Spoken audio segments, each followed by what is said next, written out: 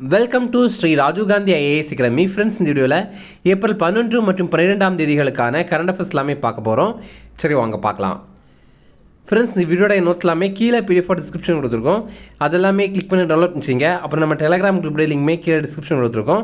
அதுலேயுமே கிளிக் பண்ணி ஜாயின் பண்ணிங்க. நம்முடைய டெலிகிராம் குரூப்பில் கரண்ட் அஃபேர்ஸ் குவிசஸ் நடத்திட்டு வரோம். நீங்களுமே ஜாயின் பண்ணி அட்டன் பண்ணிக்கலாம். ஓகே, சரி வாங்க பார்க்கலாம். ஃபஸ்ட்டு 2025 பாரதிய பாஷா விருது யாருக்கு அறிவிக்கப்பட்டது?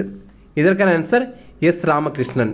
இப்போ பார்த்தீங்க அப்படின்னா பாரதிய பாஷா பரிஷத் அப்படிங்கிற கொல்கத்தாவை சேர்ந்த ஒரு அமைப்பு இந்த பாரதிய பாஷா அப்படிங்கிற விருதை வழங்குறாங்க.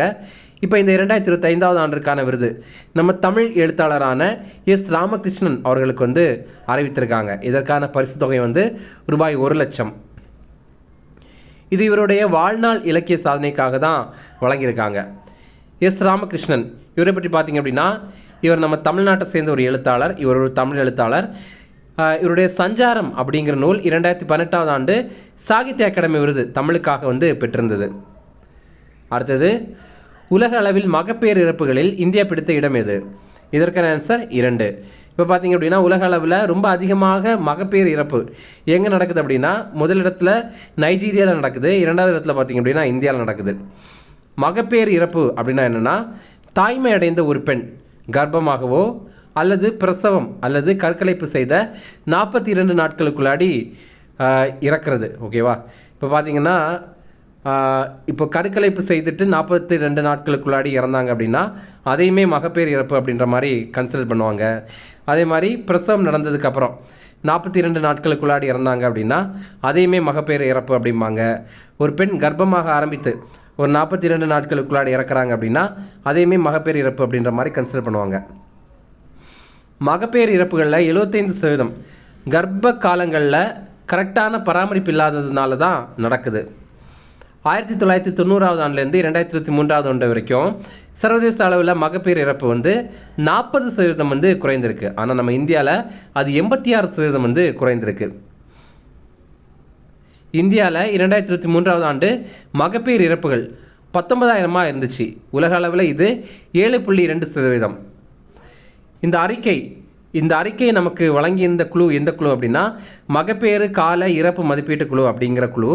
இந்த குழுவில் யாரெல்லாம் இருக்காங்க அப்படின்னா உலக சுகாதார அமைப்பு, அப்புறம் யூனிசெஃப், அப்புறம் UNFPA அதாவது ஐக்கிய நாடுகளின் மக்கள் தொகை நிதியம், அடுத்தது உலக வங்கி, அடுத்தது ஐக்கிய நாடுகளின் பொருளாதார சமூக விவகார பிரிவு. இந்த அமைப்புகள் எல்லாம் சேர்ந்து தான் இந்த ரிப்போர்ட்டை வெளியிட்டிருக்காங்க. அடுத்தது, உலகின் முதல் முப்பரிணாம அச்சு ரயில்வே நிலையம் எங்கே அமைக்கப்பட்டது? இதற்கான ஆன்சர் ஜப்பான். இப்போ உலகத்திலே முதல் முறையாக 3D பிரிண்டில் ஒரு ரயில்வே ஸ்டேஷனை உருவாக்கியிருக்காங்க. எங்கே அப்படின்னா ஜப்பானில் தான் உருவாக்கியிருக்காங்க. வெறும் 6 மணி நேரத்திலேயே இந்த ரயில்வே ஸ்டேஷனை உருவாக்கியிருக்காங்க. இந்த நிலையத்துடைய பேர் ஹட்சுஷிமா ரயில்வே ஸ்டேஷன் அப்படிங்கிறது தான். இதை செரிண்டிக்ஸ் அப்படிங்கிற ஜப்பானை சேர்ந்த நிறுவனம் உருவாக்கியிருக்காங்க. நம்ம இந்தியாவுடைய முதல் 3D பிரிண்டில் உருவாக்கப்பட்ட வீடு எங்கே இருக்குது அப்படின்னா IIT மெட்ராஸ் உடைய வளாகத்தில் அமைத்திருக்காங்க. இந்தியாவுடைய முதல் 3D பிரிண்ட் அஞ்சல் அலுவலகம் இது பெங்களூரில் அமைத்திருக்காங்க. இந்த படத்தில் நீங்கள் பார்க்குறது அதுதான். இந்த இரண்டையுமே உருவாக்குனது IIT மெட்ராஸ் கீழே இருக்கிற வஸ்டா அப்படிங்கிற ஒரு அமைப்பு. ஃப்ரெண்ட்ஸ், நம்ம ராஜீவ் காந்தி ஐஏஎஸ் அகாடமியில் எஸ்ஏ எக்ஸாமில் நிறைய பேர் வெற்றி பெற்றிருக்காங்க. இப்போ புதிய கிளாஸஸ் ஸ்டார்ட் பண்ணியிருக்கோம். நம்ம இன்ஸ்டியூட்டில் பார்த்தீங்கன்னா ஓப்பன் கோட்டாக்கும் கிளாஸஸ் இருக்குது. அதே மாதிரி டிபார்ட்மெண்டல் கோட்டாக்கும் கிளாஸஸ் இருக்குது. நம்ம இன்ஸ்டியூட்டில் நீங்கள் நேரடியாக படிக்கணும் அப்படின்னா சென்னையில் அண்ணா நகரில் நம்மளுடைய இன்ஸ்டியூட் இருக்குது. நீங்கள் இங்கே படிக்கலாம். இது சம்மந்தமாக உங்களுக்கு ஏதாவது தகவல் தரணும் அப்படின்னா ஸ்க்ரீனில் 3 நம்பருக்கு கால் பண்ணி பேசிக்கலாம். அடுத்தது, எந்த நாட்டில் உள்ள கான்ஸ்டன்டைன் பல்கலைக்கழகம் சார்பில் இந்திய குடியரசுத் தலைவருக்கு கௌரவ டாக்டர் பட்டம் வழங்கப்பட்டது? இதற்கான ஆன்சர் ஸ்லோவாக்கியா. இப்போ பார்த்தீங்க அப்படின்னா நம்ம குடியரசுத் தலைவர் திரௌபதி முர்மு அவங்க போர்ச்சுகல் நாட்டிற்கு பயணம் மேற்கொண்டிருந்தாங்க. அதே மாதிரி ஸ்லோவாக்கியா நாட்டிற்கும் பயணம் மேற்கொண்டிருந்தாங்க. ஓகேவா? இப்போ ரீசெண்டாக பார்த்தீங்க அப்படின்னா போர்ச்சுகல் நாட்டுடைய ஒரு நகரத்துடைய ஒரு விருது வழங்கியிருந்தாங்க. சிட்டி கீ ஹானர் அவார்டு அப்படிங்கிற விருது வழங்கியிருந்தாங்க. இப்போ உங்களுக்கான கேள்வி என்ன அப்படின்னா அது எந்த நகரத்தின் தொடர்பான விருது அப்படிங்கிறது தெரியும்னா கமெண்ட்ஸில் சொல்லுங்கள். அடுத்தது, இவங்க ஸ்லோவாக்கியா நாட்டிற்கு பயணம் மேற்கொண்டிருந்தாங்க. ஸ்லோவாக்கியா நாட்டில் இருக்கிற கான்ஸ்டன்டைன் பல்கலைக்கழகம் இவங்களுக்கு முனைவர் பட்டம் வழங்கியிருந்தாங்க. அதே மாதிரி ஸ்லோவாக்கியா முறையில் ராமாயணம் பொம்மலாட்டம் நடைபெற்றிருக்கு இவங்க முன்னணியில். அடுத்தது இந்தியாவுடைய உபநிடதங்கள் இதெல்லாமே இந்த ஸ்லோவாக்கிய மொழிபெயர்ப்பில் நம்ம குடியரசுத் தலைவருக்கு வந்து வழங்கியிருக்காங்க. அடுத்தது PM போஷான் திட்டம் எந்த ஆண்டு செயல்படுத்தப்படுகிறது? இதற்கான ஆன்சர் 2021-22 முதல் 2025-26 வரை.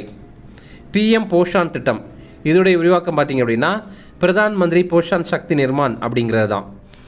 இது மத்திய அரசுடைய 1995 ஆண்டு அறிமுகம் செய்யப்பட்ட மத்திய உணவு திட்டத்திற்கு மாற்றாக தான் செயல்படுத்துகிறாங்க.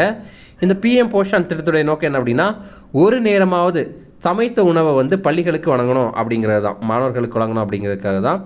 இப்போ இந்த 2025-26 நிதியாண்டிற்காக மத்திய அரசு ரூபாய் 954 கோடி வந்து ஒதுக்கீடு பண்ணியிருக்காங்க இதற்காக தான். ஓகேவா? இப்போ இந்தியா முழுவதுமே அங்கன்வாடி அப்புறம் வந்து பால் விட்டாக்கா, இப்போ அங்கன்வாடியும் பால் விட்டாக்காவும் ஒன்று தான். இப்போ அப்படின்னா என்னென்னா இந்த 1ஆம் வகுப்புக்கு முன்னாடி இருக்கும்ல UKG, ப்ரீகேஜி, LKG இந்த மாதிரிப்பட்ட மாணவர்கள்லாம் இருப்பாங்கள்ல, அவங்களுக்கானது தான் இந்த இரண்டுமே. அப்புறம் 1ஆம் வகுப்புலேருந்து 8ஆம் வகுப்பு வரை பயில்கிற மாணவர்களுக்கு தான் இந்த ஒரு திட்டத்தை வந்து செயல்படுத்துகிறாங்க. இதை வந்து மத்திய அரசு எப்படி செயல்படுத்துகிறாங்க அப்படின்னா மாநில அரசுக்கு அந்த நிதியை வந்து கொடுத்து அவங்களுடைய அந்த மாநில திட்டங்கள் மூலமாக இது செயல்படுத்துகிறாங்க. அடுத்தது தஹாவூர் ராணா எந்த ஆண்டு நடைபெற்ற மும்பை தாக்குதலுடன் தொடர்புடையவர்? இதற்கான ஆன்சர் 2008. இப்போ பார்த்திங்க அப்படின்னா 2008 மும்பை அட்டாக், இதை வந்து 26/11 அட்டாக்னு கூட சொல்லுவாங்க. 2008ஆவது ஆண்டு நவம்பர் மாதம் 26ஆம் தேதி மும்பையில் கடல் வழியை புகுந்து தீவிரவாதிகள் வந்து மும்பை நகரில் நிறைய இடங்களில் தாக்குதல் நடத்தியிருந்தாங்க. பாகிஸ்தானை சேர்ந்த லஷ்கர்-இ-தைபா தீவிரவாதிங்க தான் அவங்க தான் இதற்கு பொறுப்பேற்று கொண்டாங்க. இந்த தாக்குதல் சம்பவத்துடைய முக்கிய நபராக கருதப்படுபவர் தஹாவூர் ராணா அப்படிங்கிறவர். இவர் வந்து இப்போது அமெரிக்காவில் கைது பண்ணியிருக்காங்க. அமெரிக்காவிலேருந்து இந்தியாவுக்கு நாடு கடத்தியிருந்தாங்க. ஆப்ரேஷன் ராணா அப்படிங்கிற ஒரு ஆப்ரேஷன் மூலமாக இதை வந்து பண்ணியிருந்தாங்க. நம்முடைய தேசிய புலனாய்வு முகமை, அதாவது நேஷ்னல் இன்வெஸ்டிகேஷன் ஏஜென்சி, அப்புறம் வந்து தேசிய பாதுகாப்பு படை, நேஷ்னல் செக்யூரிட்டி கார்ட்ஸ், அதுக்கப்புறம் இந்திய வெளியுறவுத்துறை, இவங்க எல்லாம் சேர்ந்து தான் இதை வந்து பண்ணியிருக்காங்க. அடுத்தது 1900 பாரிஸ் ஒலிம்பிக் போட்டிக்கு பிறகு எந்த ஆண்டு ஒலிம்பிக் போட்டியில் கிரிக்கெட் அறிமுகம் செய்யப்பட உள்ளது? இதற்கான ஆன்சர் 2028. இப்போ கடைசியாக பார்த்திங்க அப்படின்னா 1900ஆவது ஆண்டு நடைபெற்ற பாரிஸ் ஒலிம்பிக் போட்டியில் தான் இந்த கிரிக்கெட் போட்டி வந்து விளையாடிருந்தாங்க. அதுக்கப்புறம் இவ்வளவு வருஷமாக வந்து விளையாடவே இல்லை. இப்போ 2028ஆவது ஆண்டு லாஸ் ஏஞ்சல்ஸில் ஒலிம்பிக் போட்டி நடைபெற போகுது. அங்கே தான் இந்த கிரிக்கெட்டை மீண்டும் அறிமுகம் பண்ணுறாங்க. 6 அணிகள் கலந்து கொள்கிற வகையில் இதை வந்து விளையாட போகிறாங்க. T20 ஃபார்மேட்டில் தான் விளையாடுறாங்க. ஆண்கள் பிரிவில் தனியாக விளையாடுவாங்க, அதே மாதிரி மகளிர் பிரிவிலையும் தனியாக விளையாடுவாங்க. அடுத்தது இந்தியாவின் முதல் உயரமான காலநிலை ஆராய்ச்சி நிலையம் எங்கே திறக்கப்பட்டது? இதற்கான ஆன்சர் ஜம்மு காஷ்மீர். ஜம்மு காஷ்மீரில் பார்த்திங்க அப்படின்னா Himalayan high altitude atmospheric and climate research centre அப்படிங்கிறத உருவாக்கியிருக்காங்க. இது கடல் மட்டத்திலிருந்து 2250 மீட்டர் உயரமானது. நம்ம இந்தியாவுக்கு பூஜ்ஜிய கார்பன் உமிழ்வு இலக்கு 2070ஆவது ஆண்டாக வந்து நம்ம நிர்ணயம் பண்ணியிருக்கோம். இது என்ன அப்படின்னா நம்ம இந்தியாவிலேருந்து 2070ஆவது ஆண்டுக்கு பிறகு எந்த ஒரு கார்பனும் வெளியே வராது, அதாவது எந்த ஒரு புகையும் வராது.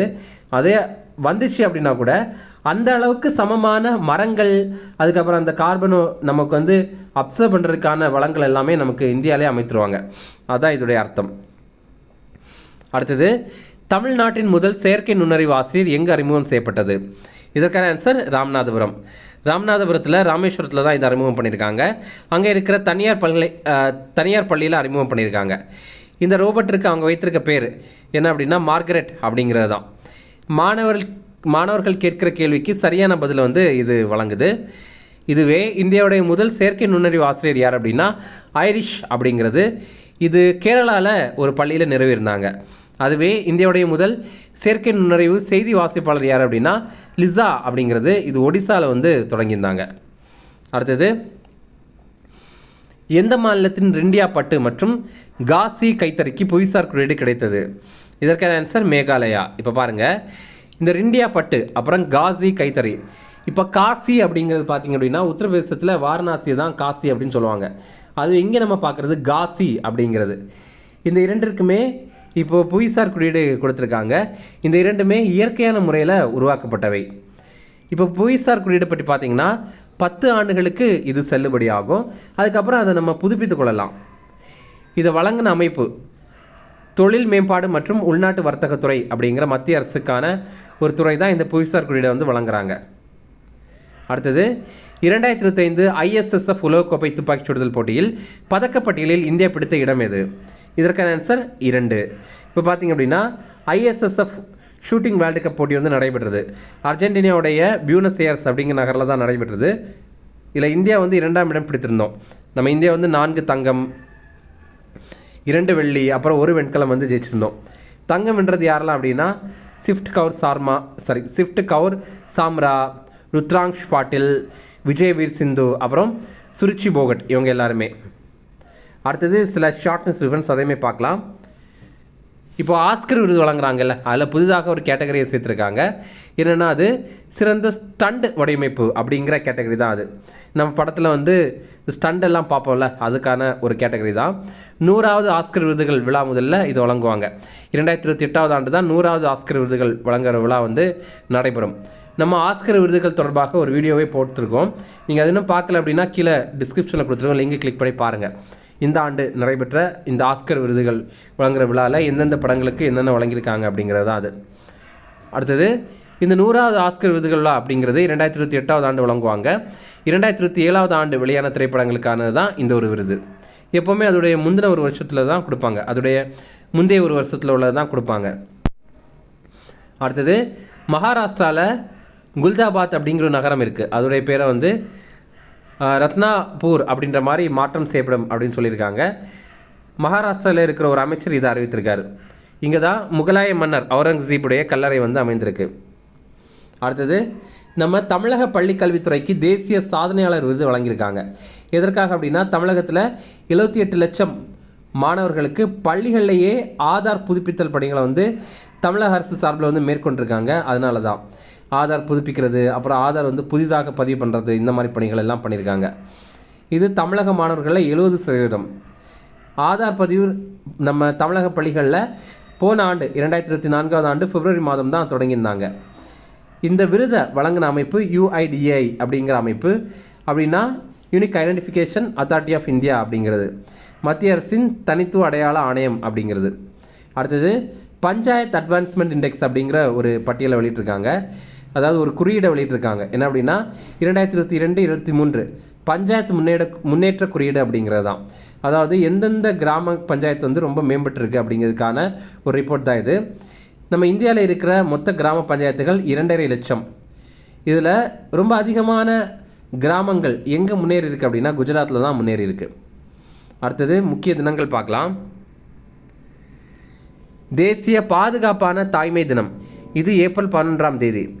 இது மகாத்மா காந்தியுடைய மனைவியான கஸ்தூரிபா காந்தியுடைய பிறந்தநாள். இவங்க 1869ஆவது ஆண்டு ஏப்ரல் 11ஆம் தேதி பிறந்தார். இப்போ காந்தியுமே இதே ஆண்டு தான் பிறந்திருப்பார், ஆனால் அவர் அக்டோபர் 2ஆம் தேதி பிறந்தார். அடுத்தது உலக பார்க்கின்சன் தினம், இது ஏப்ரல் 11ஆம் தேதி. வேர்ல்டு பார்க்கின்சன் டே, இது என்ன அப்படின்னா நரம்பு தொடர்பான நோய். உலக அளவில் 10 மில்லியன் மக்கள் வந்து இந்த நோயினால் பாதிக்கப்பட்டிருக்காங்க. இந்தியாவில் 1 மில்லியன் மக்கள் இந்த நோயினால் பாதிக்கப்பட்டிருக்காங்க. அடுத்தது மனித விண்வெளி பயணத்திற்கான சர்வதேச தினம், இது ஏப்ரல் 12ஆம் தேதி.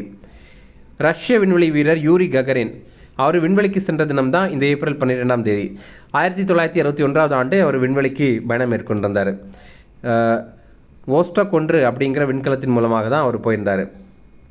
அடுத்தது சர்வதேச தெருவோர குழந்தைகள் தினம், இது ஏப்ரல் 12ஆம் தேதி. குழந்தைகள் பற்றி ஐநா சபையுடைய பொதுச்சபை முதல் கூட்டம் 1955ஆவது ஆண்டு நடைபெற்றது. இதெல்லாம் எக்ஸாமில் கேட்பாங்க. அடுத்தது ஐநா சபை எந்த ஆண்டை சர்வதேச குழந்தைகள் ஆண்டை அறிவித்திருந்தாங்க அப்படின்னா 1979. இப்போ உங்களுக்கான கேள்வி என்ன அப்படின்னா ஐநா சபை எந்த ஆண்டை சர்வதேச பெண்கள் ஆண்டாக அறிவித்திருந்தாங்க அப்படிங்கிறது உங்களுக்கு தெரியும்னா கமெண்ட்ஸில் சொல்லுங்கள். இன்னும் ரிவிஷன் பார்க்கலாம். 2025 பாரதிய பாஷா விருது யாருக்கு அறிவிக்கப்பட்டது? இதற்கான ஆன்சர் எஸ் ராமகிருஷ்ணன்.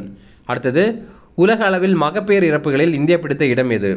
இதற்கான ஆன்சர் 2. அடுத்தது உலகின் முதல் முப்பரிணாம அச்சு ரயில்வே நிலையம் எங்கு அமைக்கப்பட்டது? இதற்கான ஆன்சர் ஜப்பான். அடுத்தது எந்த நாட்டில் உள்ள கான்ஸ்டன்டைன் பல்கலைக்கழகம் சார்பில் இந்திய குடியரசுத் தலைவருக்கு கௌரவ டாக்டர் பட்டம் வழங்கப்பட்டது? இதற்கான ஆன்சர் ஸ்லோவாக்கியா. அடுத்தது PM போஷான் திட்டம் எந்த ஆண்டு செயல்படுத்தப்படுகிறது? இதற்கான ஆன்சர் 2021-22 முதல் 2025-26 வரை. அடுத்தது தஹாவூர் ராணா எந்த ஆண்டு நடைபெற்ற மும்பை தாக்குதலுடன் தொடர்புடையவர்? இதற்கான ஆன்சர் 2008. அடுத்தது 1900 பாரிஸ் ஒலிம்பிக் போட்டிக்கு பிறகு எந்த ஆண்டு ஒலிம்பிக் போட்டியில் கிரிக்கெட் அறிமுகம் செய்யப்பட உள்ளது? இதற்கான ஆன்சர் 2028. அடுத்தது இந்தியாவின் முதல் உயரமான காலநிலை ஆராய்ச்சி நிலையம் எங்கு திறக்கப்பட்டது? இதற்கான ஆன்சர் ஜம்மு காஷ்மீர். அடுத்தது தமிழ்நாட்டின் முதல் செயற்கை நுண்ணறிவு ஆசிரியர் எங்கு அறிமுகம் செய்யப்பட்டது? இதற்கான ஆன்சர் ராமநாதபுரம். அடுத்தது எந்த மாநிலத்தின் ரெண்டியா பட்டு மற்றும் காசி கைத்தறிக்கு புவிசார் குறியீடு கிடைத்தது? இதற்கான ஆன்சர் மேகாலயா. அடுத்தது 2025 ISSF உலகக்கோப்பை துப்பாக்கிச் சுடுதல் போட்டியில் பதக்கப்பட்டியலில் இந்தியா பிடித்த இடம் எது? இதற்கான ஆன்சர் 2. அவ்வளோதான் ஃப்ரெண்ட்ஸ். இந்த வீடியோ பிடிச்சிருந்தா கண்டிப்பாக லைக் பண்ணுங்கள். நம்முடைய சேனலுக்கு சப்ஸ்கிரைப் பண்ணி வச்சுங்க. உங்களுடைய நண்பர்களுக்குமே ஷேர் பண்ணுங்கள். கண்டிப்பாக இது அவங்களுக்கும் பயனுள்ளதாக இருக்கும். Okay, thank you.